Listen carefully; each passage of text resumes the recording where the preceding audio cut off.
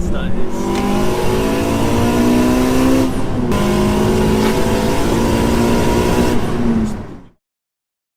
Guys, we've just seen this FN2 Type R. We're basically going to be buying this car.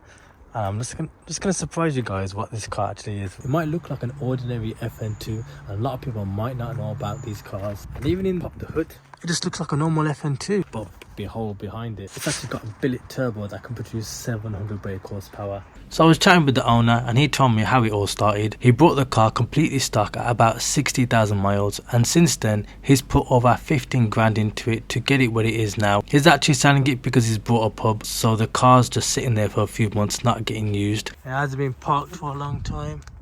It hasn't been driven. At the minute we popped the fuse somehow. I think it's got a negative positive connection with the battery that we put on. You guys can see it's popped. See? But check this out. Right down there, if you guys can see the turbo. So I'm absolutely gassed with this car. I can't believe I'm actually buying this. So once we get this fuse sorted out and started, we're gonna go for a POV drive. Hey! It started. But now that it's all sorted, he takes me out for a test drive to wrap up the deal. Get a turbo.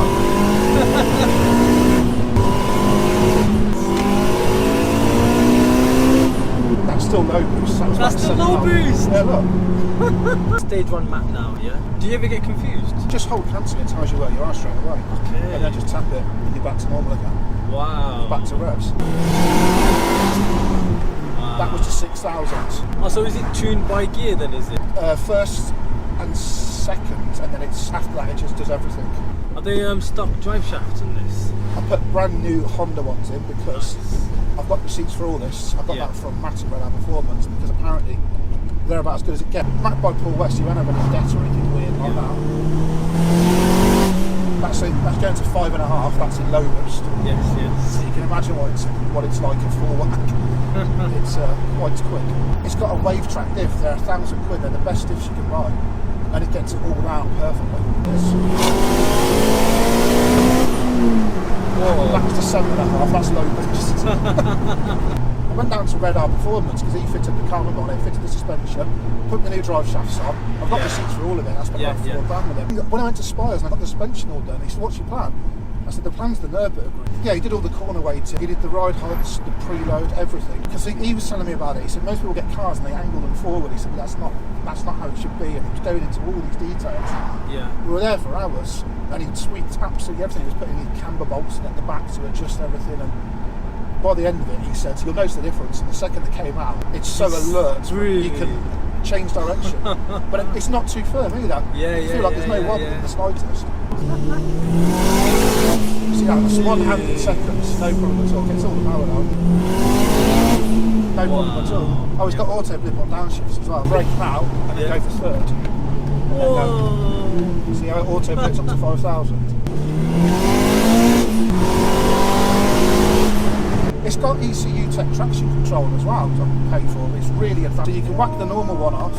Yeah. And the ECU Tech, it does its own. That's to 6.5. Wow. 700 plus. That is so quick. I had hand gel in here. And the hand gel shot out of there, pinned into my seat like this, picked my phone up and emailed the guys at E9 and I said, "You've made a animal." Wow. Now that I've been in it, I know now why it's capable of. They're rare anyway.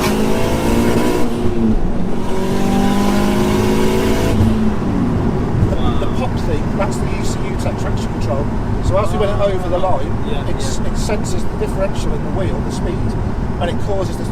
It does like a micro ignition cut rather than the big clumsy traction control kicking in. You just hear it, and it just keeps going. That's the stuff that Paul West put on for me. You might adjust on the sensors. That's what it is as well. When you hear that slight pop, that's what that is. And then that's the auto blip on the way down. Yeah. If it senses the see then it got it all down, no problem at all. But if you cross a white line or you go over any cat's eyes or stuff like that, it will try and keep things. Being in this car now, I'm like, wow. Yeah, it's just so smooth. Really good. Yeah. It's nice. still low boost. That's still low boost. Yeah, look. Map 1. Absolutely crazy. That was 67. Obviously, peak power was at 8750. Yeah. Like it? I like it. It is really good. It's really like reliable. That's what I really was hoping for the drive. And Yeah, no reliable, issues. good on fuel, rapid as hell, drives lovely, rides nice, ultimate sleeper. Yeah. Something along that. People love sleepers. Do the video. I can live vicariously through you. Take it to the ring. Fulfill its destiny.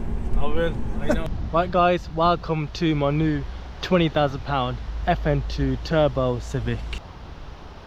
FN2 Type Rs are the cars that a lot of people look down on, and they think like they're just an egg car. I thought the same way, but not realizing that it's got a K20 engine. This one is being packed with a turbocharged from TDI North, producing over 500 brake horsepower. The turbo can actually handle 700 brake horsepower. We finally bought a car which I just hope that it inspires many people to do the same. Let me show you guys the mods on this car. It's a carbon fiber bonnet that they're worth about £1,000. The car comes with very expensive wheels. So these wheels alone that have been sprayed custom gold are worth over £1,500, and those are without tyres. The suspensions on this car are 10 coilovers, and they are over £1,000. And not only that, they've been installed by a professional person in a way that this car will handle like rails. They've been custom set up in a track setup way, and they, by a company, they charge over £1,000. It's probably one of the best of the best. But the full exhaust alone is probably worth, again, over £1,000. It's been custom made like this. See that? It's like 2.7 inch, so it's not restricting the power flow, with an interchangeable slot for the catalyst if you want to pass the MOT. But that is literally a crazy exhaust. It is quite low, to be honest, but just got to be very careful with speed bumps. Now, my most favourite mod to why I bought this car is inside the engine bay. Let me show you guys. This is the heart of the K20. It's not a K20 A2 that you find in the EP3s. They are actually called the K20 Z4s. They practically do the same job, and the reason why I bought it is because I've actually seen an EG with an FN2 Type R engine produce over 600 brake horsepower on a stock block. That just made me think like, oh my god, everyone raves about the EP3 Type R engines, but the FN2 does exactly the same job. And here's a clip of it.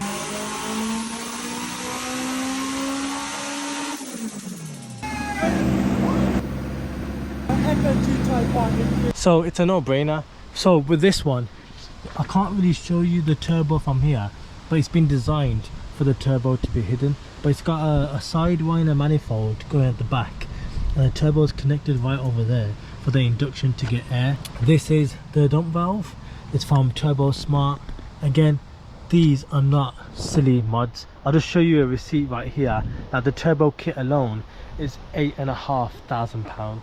That's without the car. And it's also got 1000cc injectors, which you can see from here, right there. The car has been tuned on ECU Tech by Paul, one of the best in the game, and it's been installed in such a way that this car will like go crazy. Like this car, the boost will kick in such an instant, and that's why this car is so quick. When I raced it against the EK Civic and when I raced it against the Alfa Romeo, the Giulietta, it was like keeping up with cars and gapping them, because the boost comes in so quick because of the ECU Tech ECU, and they're about over £1,000 again. That's without tuning it. All in all, this car has had the best part of over £15,000 spent, and the car has only 77,000 on the clock. And to buy a rare bronze coloured FN2 Type R rust free, you're looking at around £6,000 to £7,000. So you plus that with the £15,000 turbo kit and all the mods that this car has had, you're looking in the region of £20,000 to £25,000. That's why I had to buy it. It's a no-brainer. I know the previous owner, and he's looked after it. Since it had the turbo kit, it's only had a few thousand miles on it, so I know the turbo is still fresh, and it's, you know, pretty much, it needs driving. That's what we're going to be doing on this channel. We've got a lot of challenges set up for this car, a lot of races, and if you guys want to let me know, drop a comment down below. Anything we can do with this FN2 Type R, maybe make it look like a 1.4 petrol car, we can do that. Any mods, anything, any suggestions, drop a comment down below. The car is absolutely mad. It's actually running on stock mounts, stock inlet. It's all pretty much stock looking, and you couldn't even tell. I felt like I bought myself a crazy car. I could have bought an M140i or an Audi RS3, but I had to buy this because I'm telling you, Honda Civics are the car to buy, and they're going to keep on shooting up in price. Thank you very much for watching, guys. I really appreciate the support. Drop a comment down below what you guys think, and don't forget to smash that like button. May the Almighty bless each and every one of you. Peace.